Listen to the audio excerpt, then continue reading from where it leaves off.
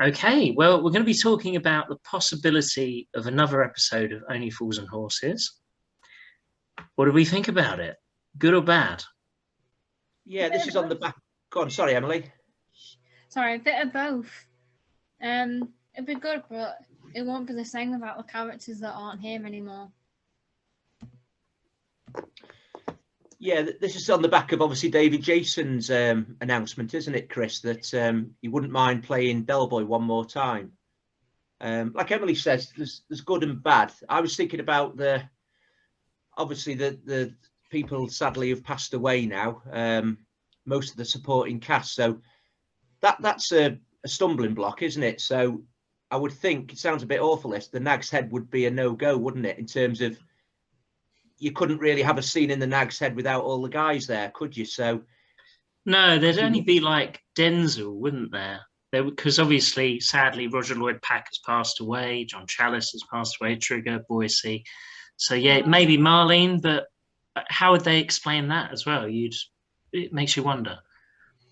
I was thinking about the what they did with Mike, whether you could have them, they've been in jail or something daft like that, or the Strand. You know, you couldn't, because it's a comedy, you couldn't really talk about, you know, the deaths, could you? You'd have to obviously show respect, but you'd have to perhaps say, I don't know, that a coach has broke down, or, you know, you'd have to reference the guys, wouldn't you, or something to get around that problem sort of thing.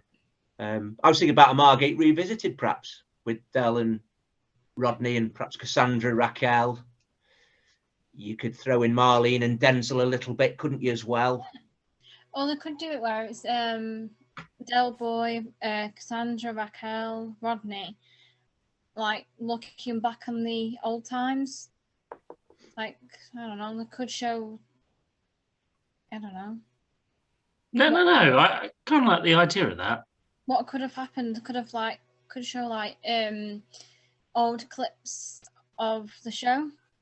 And then either have the characters, I don't know, ones that aren't here anymore.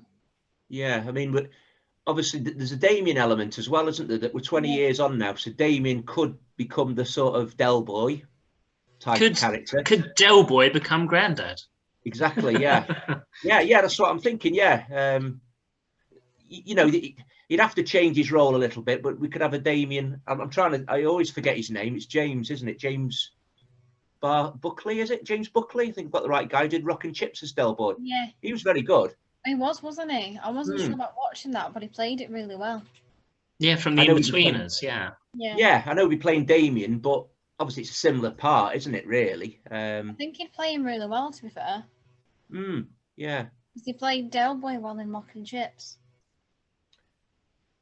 And obviously the most important guy in terms of getting it off the ground is John Sullivan, but he has got a son, hasn't he? Is it Jim, I think, who does write? So and I think there's a lot of material they haven't used as well, you know, that John's written, that they could perhaps... I think that would be right for the legacy of the show if Jim Sullivan did it, personally. Yeah. Where would you start, really? You'd have to do it justice, wouldn't you? I wish I was a writer. Well, but you two do as well, don't you? But again, like we spoke before about how with the last 3 episodes things changed, because obviously Del Boy and Rodney were older again, because it's how many years after the last 3 episodes? Is it 15 years, something like that? Or I think it's 19. I think 03 was the last one. Wow, nearly 20 years. Wow. Yeah. So I think Sir David is he nearly 80? How old is Sir David? 82. 83. 83. Yeah. Oh, you're aging the poor bloke. I think he was born in 1940, wasn't he? I think he's 82 in Feb, I think. He's got the same birthday as my brother, 2nd of February. He has, that's right, 2nd of Feb. So they'd have to do the humour from obviously an older person's perspective, wouldn't they? But there is some... I think somebody like John Sullivan could have figured that out, and hopefully his son could do something similar. Hopefully. But I think people's expectations shouldn't be tremendous, should they? They should. If I'd watch it, I'd be like, oh, let's see how this is. It'll be all right. It'll be quite good. But I think it's like if John Sullivan, if David Jason wants to do this, and a script writer comes along that has a script, then they should let him do it because of everything Sir David's done. Really, if he wants to do it. I know it's a little bit different, actually. I've not thought about this, but do you remember this? It was a comic relief sketch with David Beckham. That was getting on a bit now, probably 8 years ago, but that was good, wasn't it? To be fair, yeah. I think Roger Lloyd Pack was supposed to be in that, but he sadly passed away just before they filmed that, so he was going to be in it as well. But so Beckham had the Dave line, didn't he? If I remember correctly. Yes, yeah. I think he did say "Shut up, you tart" as well. Yeah. I'm very jealous. He did 2 things I wanted to do: play for Man United and appear in Only Fools and Horses. They're the 2 ambitions, really. Yeah. I think he could pull it off. Yeah. I think he could.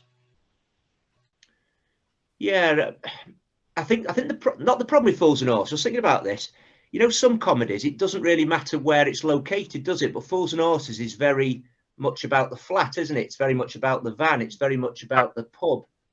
And that's the obstacle. You still do the flat and the van, obviously, can't you, in the Capri? But I have no idea where they would take the story, though. If Sir David just wants 1 episode, it might be a good thing, though, possibly, because there might be less ideas and they can put it all into 1 episode. Might be like a nice Christmas special, like a one-off Christmas special. Yeah. That could be a nice thing to do.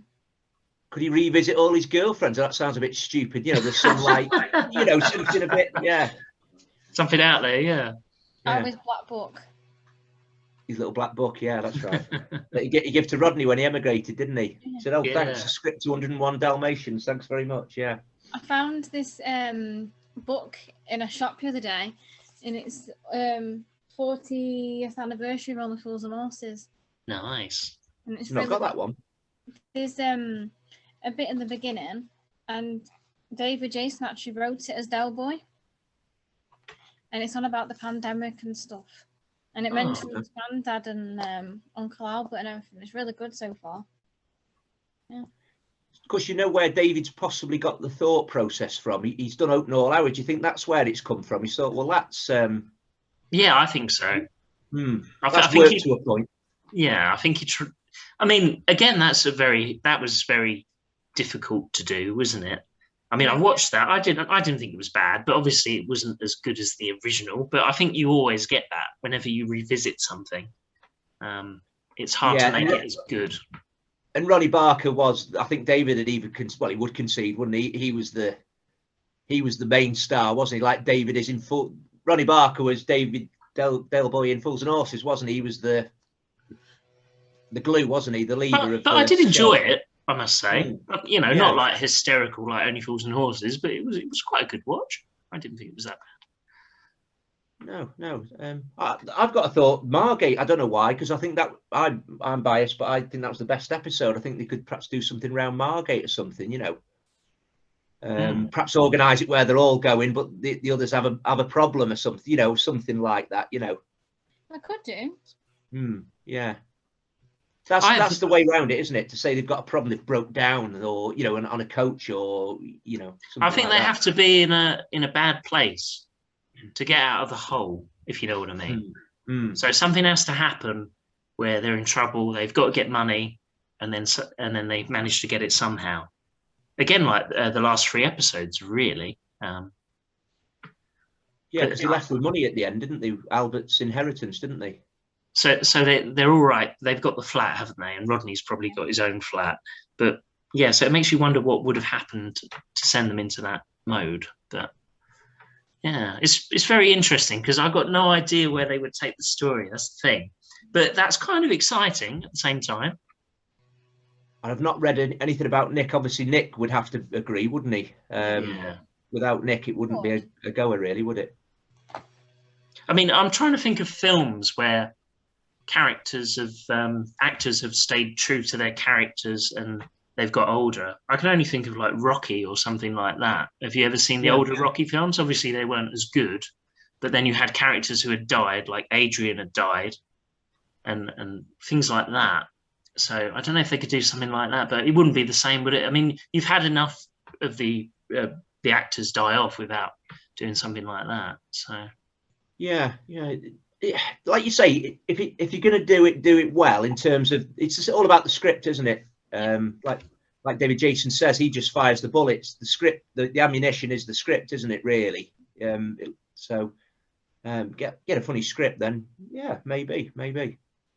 I'm not against it. I mean, some people are really against it, aren't they? Online, like I did I did a couple of Twitter posts, and I was like, no, they should have stopped it in '96. And yeah, some people are really against it. But against it. My friend's against it. He's a North Wales and North fan, and he's like, nope, won't be the same. I'm like, but it'd be nice to see how the life turned out.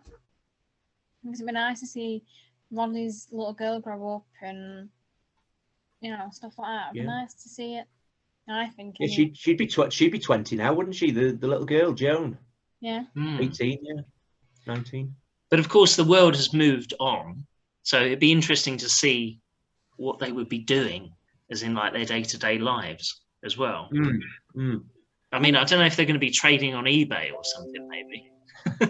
Yeah, they've probably gone online more, haven't they? Actually, yeah. Things like that. Because I thought it was funny with the last episodes, like how Del would always have that Nokia phone, Yeah.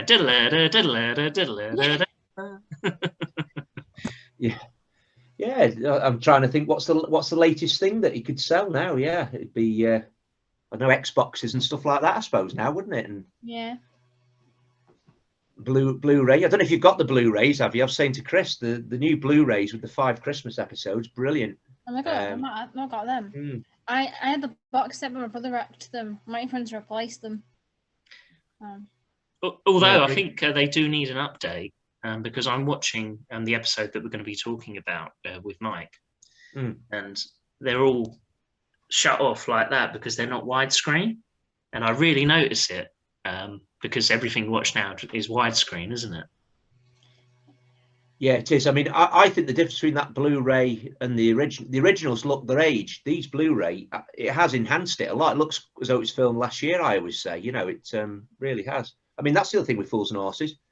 Whether the BBC agree, we could have a film, at the cinema possibly. That's another. That'd be good. That would be good. That would be different, wouldn't it? Yeah. Yeah. Yes, it's not being then compared, is it? It's a bit like In-Betweeners did, really, isn't it? It was different. They come out of the. I suppose we're talking more Miami Twice now type of thing, aren't we? Possibly now.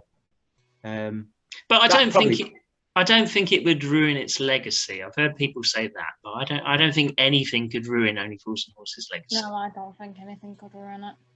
No. Oh no. And you said it, Chris. You've got to judge it on now. You can't compare it to what went previous, can you? And it's still the last 3. No, admittedly, they weren't as good as other ones, but on their own, they stand. They're good, aren't they? Good quality comedy. Still, them last 3, to be fair.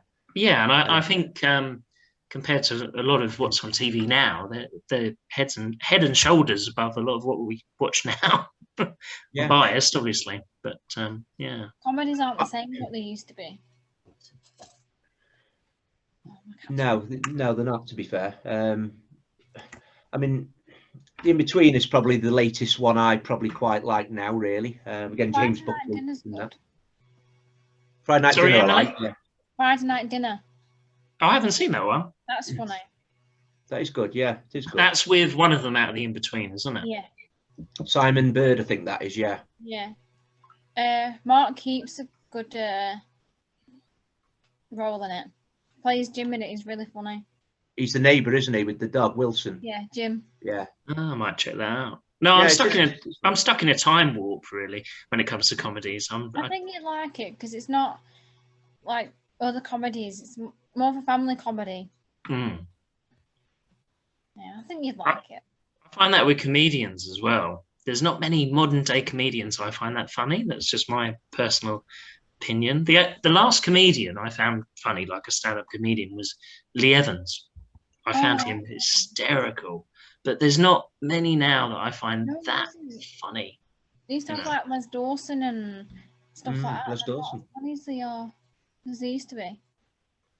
You got Peter Kay, haven't you? Michael McIntyre, I think Mickey Flanagan. I quite like. That. Mickey Flanagan, yeah, he's good. Yeah.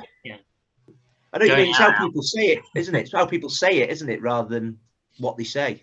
Have you seen Afterlife? No. What's that? It's got Ricky Gervais in it. It's on Netflix. It's sad, but it's funny at the same time. His wife died of cancer, but he has like a sense of humour about it as well. It's pretty good. I've seen the third series is on Netflix now, Emily, isn't it? It's just been released. Yeah, it's really good. Yeah, I've seen the first 2 series. I thought it was good. Yeah, sort of. It's a grower, isn't it? That maybe if you watch one, you might think, oh, but you get into it a bit. Yeah, a bit of a story developing. Season 3's better. No, you'll probably shoot me down for this, but he's one of them people I don't get, to be honest. He's a better actor than he's a comedian. Yeah, that's what I mean. And he's meant to be a comedian. but I mean, like, even The Office, I tried to watch that because my friends were like, maybe it's because I've never worked in an office, but my friends were like, you've got to watch The Office. Oh, it's so funny. And I don't like The Office. the only bit I found funny was where he did that silly dance in it. I don't know if you remember that. Yeah. Yeah, that was funny. But just my personal opinion. One other thought about Fools and Horses as well is what about the guys that we've interviewed as well, the cameo guys, you know, your Lennox Gilbeys, and you could revisit some of those characters as well, couldn't you? Bit of a nostalgic thing as well, and see what they're up to, perhaps. Yeah, possibly. I'm sure they'd be up for it. I'm sure they would. Yeah. But there's quite a few, isn't there, that would do well off it. Yeah, and there'd be key as well. So the actor who played Tony Angelino. Yeah, I think he'd be up for another episode. As long as he doesn't sing, or he might be up for it in an episode. Yeah, Jumbo Mills. He was best. He had a bit of a couple of roles in it, didn't he? Where he was mentioned in Jolly Boy's outing, wasn't he? A jellied eel stall. So he was Del Boy's best mate. He's in Rock and Chips as well. So do you know who I'd like to see come back? We've mentioned this before. Cassandra's mum and dad. Because they disappeared, didn't they, after a couple of episodes? After the wedding, wasn't it? I think the last one they did, by my reckoning, was Miami Twice. That was the last one they were in, and there was no explanation why they were never in it again, really. It was quite strange. I thought of another plot, actually, now. They could go Australia to see Jumbo Mills. Yeah, possibly. That'd be quite a good one, wouldn't it? There's a bit of background story to that as well, isn't there? I mean, I think ideally they should do something new and fresh that we don't expect. But that must be a lot harder than all the things we're talking about. But I suppose a great script writer could do that. Yeah. If John was alive, it would be a lot better, be a lot easier. Yeah. Yeah, when I spoke to Sue Holderness, Marlene, she said it was such a shame that he died when he did. Obviously, it was because he was so young. But he wanted to do it for years and years and years. He had so many more ideas that he was thinking of doing for when they were older. So yeah, it would have, as you say, it would have been easier, wouldn't it? No one could beat the writing though that he did. Nobody. No. It's like that Rock and Chips as well. I think he was going to do more of those, wasn't he? The prequels. I think he was getting into that. And it's a shame because I thought the second one, was it? How many did they do? 2 or 3? They did 3 in the end. Yeah, 3. Yeah, 3. I thought the third one it was going somewhere. I thought the other ones were sort of building it up, but the third one, I thought that was it was funny as well in places. It's obviously different from Only Fools and Horses, but yeah, I thought it was going somewhere. And if you built that up, really, you know, I think it was about 10 years ago, we'd be built up now to about series 1, wouldn't we? So you could actually go to that level now, couldn't you? And have dare I say this, but you could have like Rodney now 20 and Del now 40, couldn't you? And sort of rebuild it again, really, couldn't you? Go on an offshoot. I know that's a bit controversial, that, but the show could be reborn with different episodes, couldn't it? In a way, you know, but like they do with James Bond, I suppose, isn't it? That's exactly what they do, isn't it? Yeah, and also because you got the eras, because it was the 60s, wasn't it? When Rodney was a kid and Del was. How old would have Del been? About 20 something, or a bit older than that? Yeah, it was at school, I think, about 16, 17, I think. They were born, I think. Because I remember that bit where Del Boy's like, I used to find rusks in my hush puppies, and I used to have milk stains on my Ben Sherman shirts and stuff like that. So, yeah, you couldn't come along like any other brother. 2 years later, you had to wait 19 years or something, wasn't it? Yeah. Something like that. Yeah, he laid it out on that first episode, didn't he? We knew that the mum had died, and they sort of give us a bit of a background to the history, didn't they? So, and his drugs as well. With is it Shanghai Lily called him, didn't he, Del Boy? You know, that was Yeah, mentioned the a few art times, culture. wasn't it? But yeah, that might have been quite amusing, really. I mean, Police record and things. Yeah. So, yeah, when I first heard, I thought, oh no, I think we should leave it. But then you start thinking, well, hang on a minute, you know, David Jason wants to do it. We all enjoy it, so yeah, why not? Why not? yeah, I mean, like I said, I don't think it could ruin anything.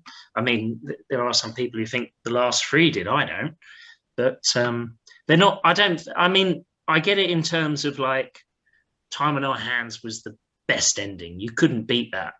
And even like when my dad watches it, he loves the show, but he's seen them out of sequence. And we watched Sleepless in Peckham together. And I said to him, this is the last episode. And he said to me, is it? I thought the last episode was when they won the millions. And I was like, really? But, you know, yeah. it just shows. Yeah, them last three, like you say, really could have been taken at any era, couldn't they, in a way? Yeah, but that's what the beauty of Fools and Horses. It was, you watch one episode and it wasn't a story progressing, was it? It was just an episode. It was great. So them Christmas trilogy, they were building up to something, weren't they? So yeah, more of a serial, I guess, instead of a series. Yeah. But yeah, so what would you say gut feeling is on the podcast, that more people are saying no, or is it split decision, would you say? Well, on our Facebook post, more people are saying yes, but on Twitter, maybe it's because it's more negative, people are saying no. But everyone's got their own opinions, though, haven't they? But I think it'll be a good idea. I think it's like the musical as well, isn't it? I mean, that's just got, I think that's been going, I think I'm right in saying about 3 years, and it's still going strong, isn't it? I don't know if all shows go on that long, but it seems, you know, still a market for it, isn't there? Still an interest. Oh yeah, definitely. I still haven't seen it yet. I know you've seen it a few times, haven't you, Chris? I've been twice, yeah. I wouldn't rule out a third time, to be quite honest, either. That was really good. No, I went and saw Matilda with my fiance because she wanted to see it, and then we walked past the theatre that was showing Fools and Horses, and I was like, oh.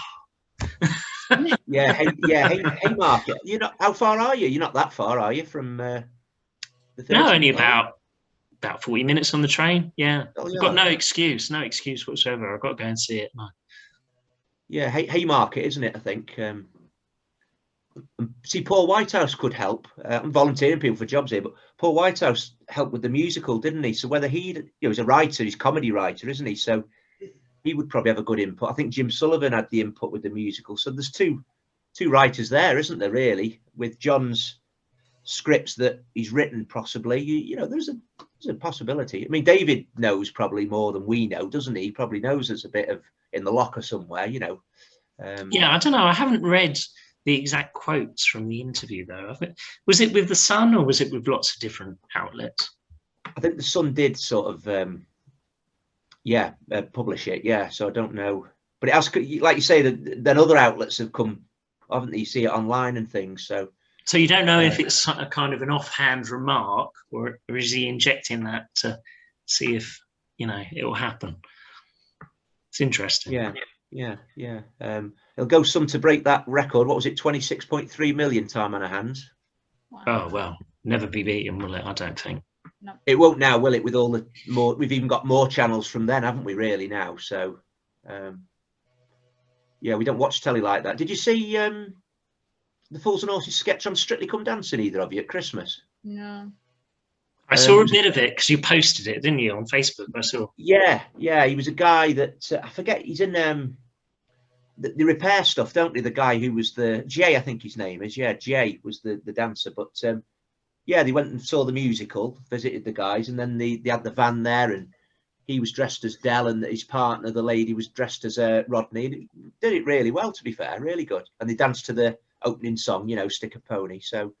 I think maybe it's because he wants to come back to it, because after all these years, he sort of distanced himself away from Only Fools and Horses, rightfully so, because he's an actor and he wants to do different things, doesn't he? So he was in A Touch of Frost, Darling Buds of May, things like that, and it's sort of gone full circle for him because he was in Open All Hours, as you say, and now he wants to give it one more go. So I think, why not? If he wants to do it, I haven't got a problem really. Why not? You do read that with some actors, don't you? That sometimes they get a bit fed up of being sort of Typecast. yeah, typecast, and people speak about one thing that they did, but then they embrace it as they get older. You hear that a lot, don't you? After after I don't know 10, 20 years, like you say, when they may be semi-retired, they sort of embrace it a little bit more then, don't they?